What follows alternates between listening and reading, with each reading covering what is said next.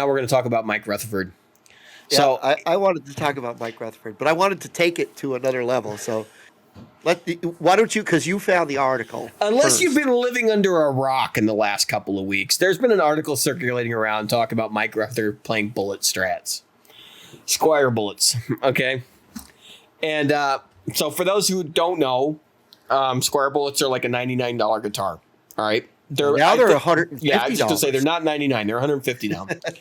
Inflation has pushed the A year and price a half up. ago, they were $99. They're, correct me if I'm wrong, they're plywood bodies with a maple neck and Jatoba fretboard or something like that. Yeah, it's not rosewood.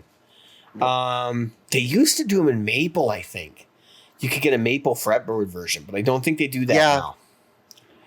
I think it's like the cheapest rosewood substitute they can get their hands on. Yeah, I'm looking it up right now. The pickups are historically not good. The switch is laughable at best. The pots are throwaway. The jack plate is not horrendous, but they bend, and once they flex, you can just replace it because you'll need a new jack. Like, it's just gonna happen. And I'm not going to tear it down too much, but they're made out of plywood basically, and they're the quality you can expect for $150. They have historically gotten better though. The fret ends are better now than they used to be. Used to be able to find them in the stores, they're like razor blades, and now they're much better than they were. So apparently, Mike Rutherford, just to give you an idea of what it says in the article, it's from Guitar World, by the way. In the article, I think it's Guitar World, might be guitar.com. Anyway, they're saying Indian Laurel now for the fretboard, by the way. Okay, that doesn't surprise me.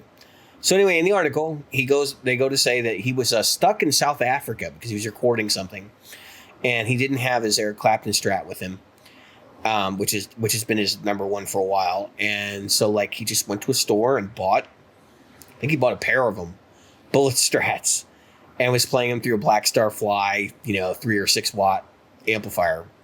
While he was stuck there for several months during the pandemic. Well, apparently he loved the guitar so much that he sent his tech out and had him buy like a bunch of the damn things. And it's now his touring guitar. It's showing up on tour.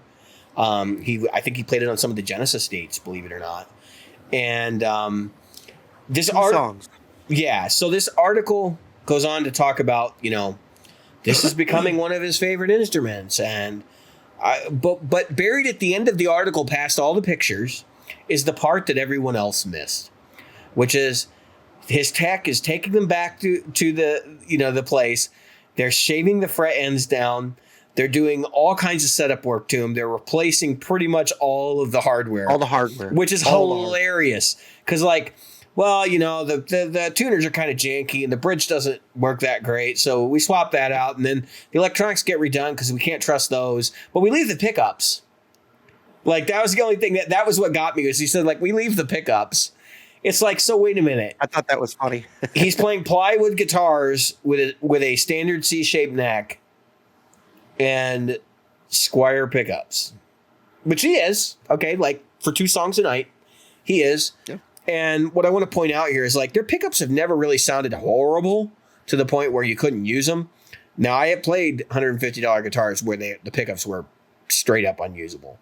But like, I could take a bullet off the wall right now and I could probably go out and take it to a gig. It'll sound not great, but I can get through it.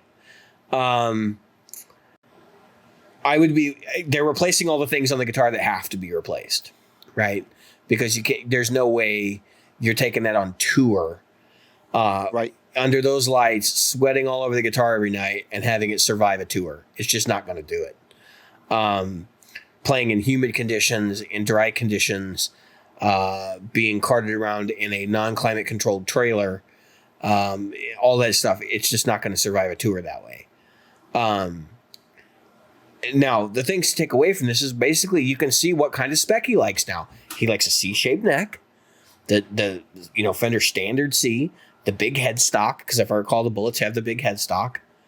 They have, an Indian Laurel fretboard, so either rosewood or Indian Laurel. A quality bridge, like all this stuff that you can replace on. So I just think it's funny because this is confirmation bias in a nutshell. This is aimed at the millions of people that have bought billet strats over the years who are looking for vindication because they never bought anything else or whatever. And like maybe picked up guitar during the pandemic and are playing and they're like, man, Mike Rutherford plays them on stage. Now, granted, I'm a big Genesis fan, but I'm going to tell you right now, Mike and the Mechanics, nobody's looking at Mike and going, man, what great guitar playing. Maybe there's some people that do, but like, he's a bass player. If you doubt that for a second, go listen to Cinema Show. Okay? He's a bass player. He's been a bass player most of his career. Cinema Show, Watcher of the Skies is another great bass line from him. Any of that old Genesis stuff, he's just been way over the top of bass. Now, he used to play a split Rickenbacker with a 12-string guitar on the bottom and a bass on top, so he could double guitar parts, that if I recall, had actually been recorded by Steve Hackett in the studio. So he wasn't known phenomenally for that, which is why they hired another guy to take the solos and the leads and during their live shows. So just keep that in mind as we talk about this. Jim, what do you got to say? All right, so I'm gonna read from the article real quick. It's super lightweight. It feels like balsa wood. Yeah. Highlights Pryor. That's his tech. But I have changed the bridge, saddles, and put Godot tuners on just to make sure it's more reliable on tour. Mike loves the sound of the pickups, although on a couple of the guitars I have put Fender noiseless bridge pickups in, just in case we get any interaction between the 70-foot LCD screen. Not that a lot of people have got to worry about a 70-foot LCD screen. But think about it. It means that he's a long ways away from that screen. In other words, you're sitting close to your computer in most cases. That's so much juice, though. Like, and the transformers they're using to run that stuff are probably the size of a car. Oh, yeah. They're huge. While Fender's Squier Bullet Stratocasters are cheerfully functional instruments, pro players may want to upgrade and mod the guitars to bring them up to spec. Indeed, they serve as ideal testbed for tinkering. Yeah. Which is what we've all been saying all along, by the way. If you want to put Godot tuners on, you've got to enlarge the peghead holes, advises Pryor. I've also had to recut the nut, redress the frets, and I would recommend upgrading the electronics to Switchcraft and CTS. It's fine-tuning the guitar, really. Mike has gotten so many wonderful strats, but he also loves these Indonesian-made Squire strats. He can't put down the Sonic Gray one. And he's using them on No Son of Mine and Mama. Anyway, and I don't know if you've heard the guitar tone on either of those two songs. It's not like it really jumps out at you, but it's there. I also asked him if he'd like me to take the Squire decal off the headstock, but he said he wanted it to stay. Fender are probably over the moon about that. That's how it ends. Stay in touch. So I thought that was interesting, but it doesn't really. Here's the problem. It's just like what you were talking about and what we were talking about earlier. It's this. What do we call it? Confirmation bias. Confirmation bias, where you're saying, you know what? We're confirming your bias that the Fender Strata bullets are great. They're not great. Guy told you how they're not great. But I will say this. I will give to this. That the Fender Squire Bullet is a great, and this is what he does say, it's a great bed for throwing shit at it to see if it sticks to the wall. It is a great wall for throwing shit at. Okay? Mm-hmm. And I was talking to a friend of mine, I can't remember who it was, but we were talking about my custom. So a bunch of people are what pickups you going to put in? What pickups you going to put in? It's a $4,500 guitar. It's getting those freaking pickups. None. That's what it's getting. If I didn't want those pickups in it, I wouldn't have bought that guitar. I'd have bought the Epiphone that they just came out for Joe Bonamassa for $700 or $800 and put shit in that. The truth of the matter is that if I want to mod a guitar, it's going to be the one guitar I'm thinking about modding is the Gold Top. I'm thinking about putting P90s, but every time I think about putting P90s in it, I go, but I like it the way it is. So I think if I mod any guitar, I'm going to buy an Epiphone and mod that. I mean, and that's what my friend was saying is like, why do people buy really expensive guitars? The first thing they do is mod it. That's like somebody who goes to the Texas Roadhouse, buys a $40 steak, and then pours A1 steak sauce all over it. It's like, I get it if it doesn't have any flavor, but shouldn't you give the $40 steak a bite before you decide that you want another flavor? That's all I'm saying. I'm not saying you shouldn't do it. I'm just saying that you should try it first. And more than that, we talk about all these things, and I don't think there's any place wrong with it. I think the best test beds are guitars like this. These budget guitars, not necessarily bullet end, but players. To me, I would probably use a player or a something like that at the very least. Get some of the Mexican-made stuff, so that at least I've got something I can use that's usable on it. I would hope that they would have a better bridge, or they would have better electronics, or they would have better, tuners on them, or something that I could salvage from them. But that said, if I want to strip a guitar down to nothing and just use the neck and the body, why not? It's just like going to $150? Just like going to GFS. I mean, right. So I kind of look at this in a couple of different ways. I definitely see the element of like it's an upgrade platform.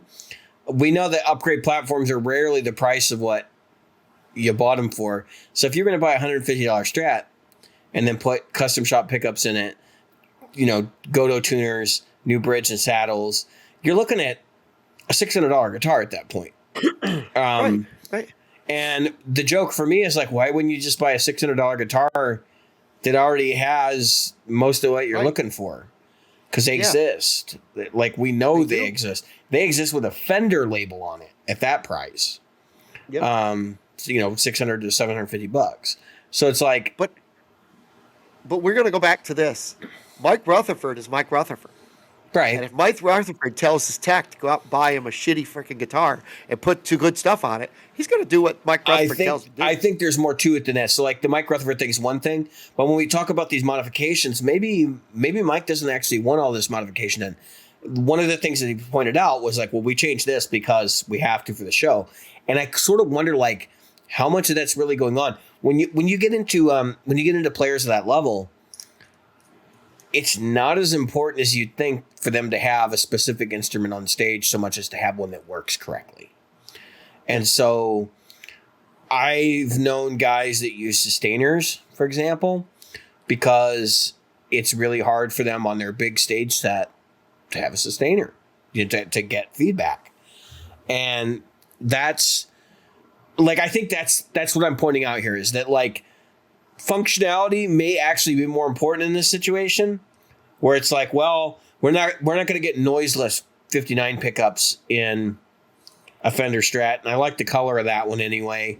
And really the body doesn't matter much to me because we're just going to put new hardware on it. So just grab those. They're fine. They're $150. We're going to upgrade the crap out of them at the end of the tour. If they break, we throw them in the garbage. Yeah. And that's the reality of this, right? Or maybe he's thinking like, we can buy a ton of these. I can autograph every single one and I can eBay them. At the end of the tour, because this is like supposed to be just the big Genesis farewell, right?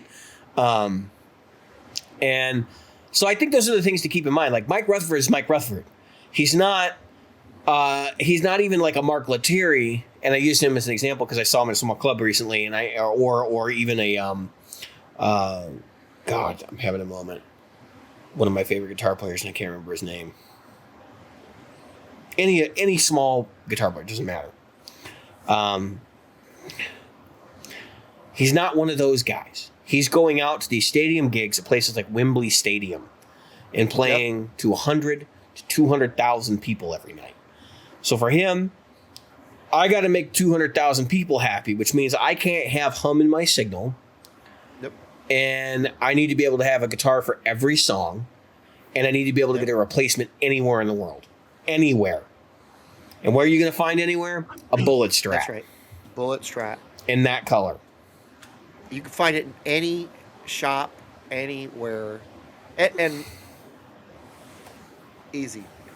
Super easy. So I gotta be honest, I'd probably go to the Classic Vibe series if I was going to get one to upgrade. But you may not be able to find that in any shop everywhere. That's possible. And plus, I hate to say it, but it was also because he said he was stuck and he had to go out and get a guitar. And as we've seen in stores, there might not have been much else in the store. Maybe he where they were. maybe he likes the limitations of it too, and that's another thing to remember is that creative people do like limitations. They like to put rules on what they're doing, so it keeps them from going off the rails and getting lost on bird walks. I do that. I go into option paralysis, and instead of playing, I'm as he motions towards the Kemper. Yeah, that's exactly what I did. Instead of playing, I'm going, oh, I could tweak this, I could tweak that, and instead, what I should be doing is concentrating on getting the playing down. I try to tell that to people who, in these forums, they'll go in and they'll be like, oh, I gotta get the sound that Kirk Hammett had on this record or whatever, and I'm like, you're not gonna, just freaking play it. If you're so hell bent on getting that tone, you're not worried about playing guitar. Just turn the record on.